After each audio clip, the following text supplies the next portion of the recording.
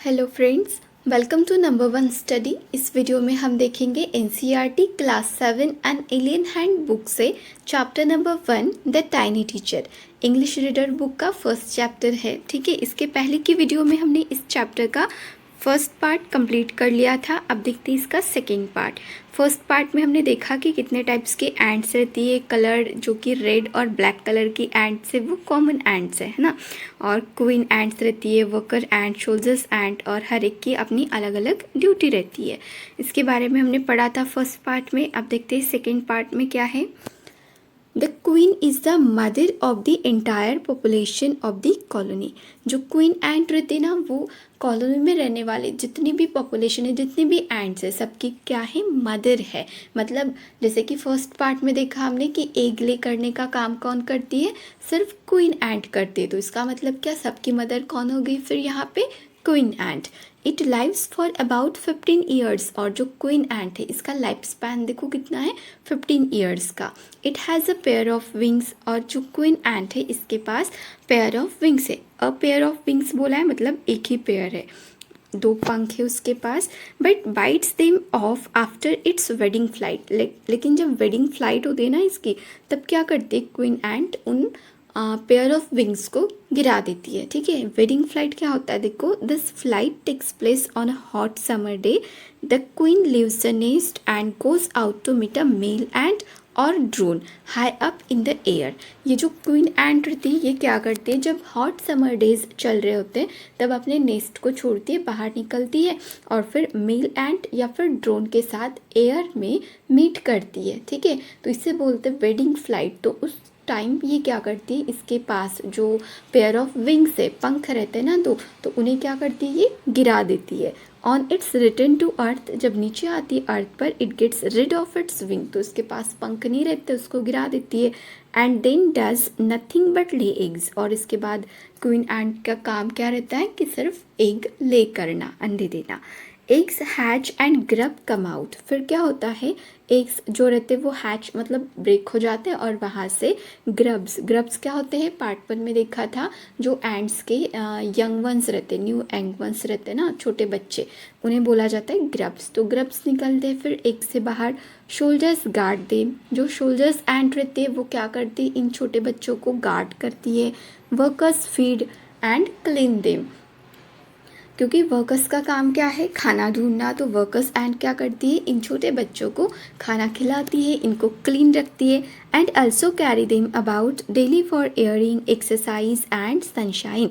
और अल्सो देखो कौन सा काम करती है ये, जो छोटी छोटी एंट्स है इन्हें एयरिंग में मतलब हवा में लेके जाती है, एक्सरसाइज करवाती है और सनशाइन। जैसे ह्यूमंस में नहीं होता क्या, जब छोटे बच्चे, जब उनका जन्म होता है, बहुत ही छोटे रहते, तब क्या करते हैं, उनके साथ उनको हवा में लेके जाते हैं, फिर उनके बॉडी की एक्सरसाइज करवाते हैं। और देखो धूप में भी रखते हैं उन्हें, है ना, विटामिन डी के लिए। तो बिल्कुल वैसे ही किया जाता है इनके बच्चों के साथ भी। 2 or 3 weeks later grub becomes cocoons. फिर 2 to 3 वीक्स जब हो जाते हैं, इसके बाद जो ग्रब्स है, छोटे बच्चे, ये क्या करते हैं, बिकम्स कुकन बन जाते। एंड लाई विदाउट फूड और एक्टिविटी फॉर 3 weeks मोर। फिर से 3 weeks आगे, ठीक है, ये क्या करती है, कोई भी एक्टिविटी नहीं करते, ना खाना खाते हैं, कुछ भी नहीं करते, सिर्फ कुकन के अंदर रहते हैं। Then the cocoons break and perfect ants appear. फिर कुछ हफ्तों के बाद क्या होता है, या फिर कुछ दिनों के बाद जो कुकन्स है वो ब्रेक हो जाता है और वहाँ से जो एंट बाहर निकलती है। अभी वो जो एंट है ये कैसी रहती है, परफेक्ट एंट रहती है। मतलब हम बोल सकते हैं कि मैच्योर एंट अभी, ठीक है, adult. Now it's time for teaching and training. अब ये बड़ी हो गई है एंड, तो अभी ये टाइम है कि इसे सिखाया जाए, ठीक है, ट्रेनिंग दी जाए कि कैसे काम करना है, कैसे रहना है घर में। New ants learn their duties from old ants as workers, soldiers, builders, cleaners etcetera. जो न्यू एंड्स रहती है क्या करते हैं, अपने ओल्ड एंड से काम सीखती है। वो लोग इन्हें क्या करते, ट्रेनिंग देते, जैसे कि वर्कर्स की हो गई, सोल्जर्स की, बिल्डर्स की, क्लीनर्स की, ऐसे बहुत सारे। After a few weeks training training देने के कुछ हफ्तों के बाद the small ants are ready to go out into the big world of work. तो फिर ट्रेनिंग देने के कुछ हफ्तों के बाद क्या होता है, ये जो छोटी एंड्स रहती है बड़ी हो जाने के बाद, ट्रेनिंग मिलने के बाद अब ये पूरी तरीके से रेडी हो जाती है कि बाहर की दुनिया में जाए काम करने के लिए। An anthill is a home not only for ants but also for some other creatures। तो यहाँ तक हमने देख लिया ants कैसे मतलब रहती है घर में, ठीक है। न्यू जो यंग वंस रहते हैं कैसे बड़े होते हैं, कैसे ट्रेनिंग दी जाती है, कैसे टीचिंग की जाती है। अब इनके घर के बारे में देखते हैं। ये जो एंट हिल है ये क्या है, एक होम है एंट्स के लिए, बट यहाँ पर ये जो एंट्स है ये बाकी क्रिएचर को भी अलाउ करती है अपने घर में रहने के लिए। क्रिएचर्स मतलब दूसरे टाइप्स के एनिमल्स, इंसेक्ट वगैरह, ठीक है। इनमें देखो क्या आते हैं, बिटल्स एक टाइप का कीड़ा है, ठीक है। लेजर ब्रिड्स ये भी सेम बिटल्स की तरह of ends and A green fly. तो इतने सारे टाइप्स के क्रिएचर्स को ये जो एंड्स है अपने घर में रहने को अलाउ करती है। Why do ants want these alien creatures to live in their nest? तो ये जो ants है ये इन क्रिएचर्स को क्यों अपने घर में रहने के लिए अलाउ करते होंगे, इनके पीछे रीजंस है। देखो रीजंस क्या है, some give off smell pleasant to the ants. अब कुछ ऐसे इंसेक्ट हैं जो क्या करते हैं, एक प्लीजेंट स्मेल उनमें से आता है, मतलब बहुत ही अच्छी खुशबू आती है जो एंट्स को पसंद है। तो इसीलिए वे क्या करते हैं, इन इंसेक्ट को अपने घर में रहने देते हैं। और भी है देखो रीज़न इसके, अदर गिव स्वीट जूसेस। कुछ ऐसे इंसेक्ट हैं जो क्या करते हैं, स्वीट जूसेस देते हैं, तो ये भी एक रीज़न है। And some are just pets और playthings like cats and dogs to human beings. Human beings के लिए जैसे कैट्स एंड डॉग्स खेलने की चीज़ें, ठीक है। तो उसी टाइप से कुछ इंसेक्ट को ये प्लेथिंग समझकर अपने घर में रहने को अलाउ करते हैं। द ग्रीन फ्लाई के बारे में पढ़ा था, एंट हिल में रहते हैं। The green fly is the ants cow. मतलब देखो जैसे हमारे लिए काउ है, काउ क्या करती है, हमें मिल्क देती है, तो बिल्कुल उसी टाइप से ग्रीन फ्लाई है एंट्स के लिए। ये क्या करते, देखो the ants train it to give honeydew. Ants इन्हें ट्रेन करते कि ये क्या करे, हनी ड्यू दे। हनी ड्यू मतलब क्या, लाइक मिल्क, जैसे काउ का मिल्क रहता है बिल्कुल उसी टाइप से ग्रीन फ्लाई का honeydew. With the touch of their antennae the milk it just as we milk the cow.